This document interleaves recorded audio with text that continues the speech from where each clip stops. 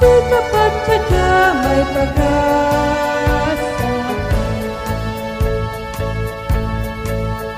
Edukasyon ay laging bigyang pansin, kaunlaran ito para sa atin.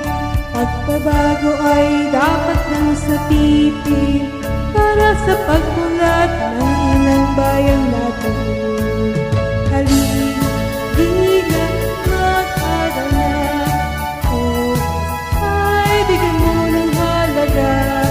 Di takot nating kasama, sikap at tiyaga may pag-asa.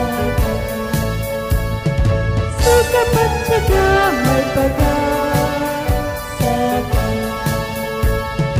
Sikap at tiyaga may pag-asa.